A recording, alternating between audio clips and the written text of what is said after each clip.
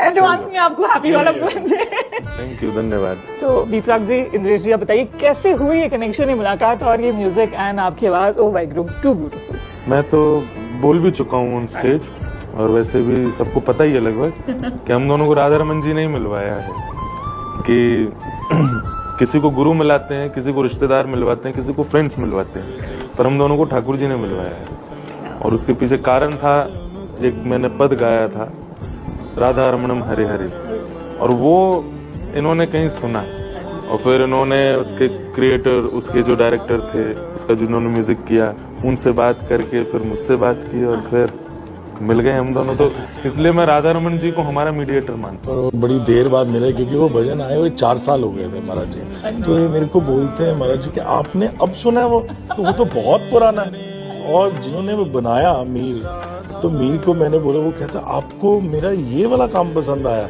तो मैं कहता और भी काम कर चुका हूँ, पर आपको ये, मेरे को सबसे ज्यादा ये पसंद आया, और मेरे को ना इमीडिएटली आप इनसे बात करवाइए जिन्होंने ये गाया है।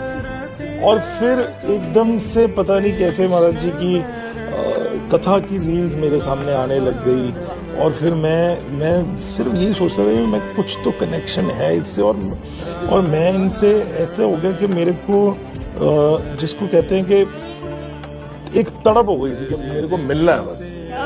तो वो कैसे मिले हम, कैसे नहीं मिले, मेरे को ये सच में ठाकुर जी ने ही मिलवाया हमें।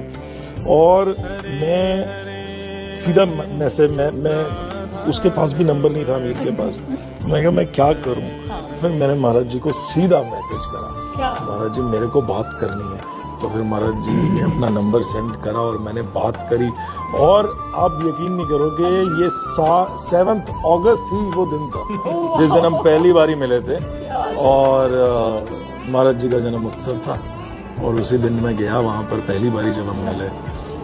और फिर उसके बाद बस ऐसा मिले, फिर ठाकुर जी ने टच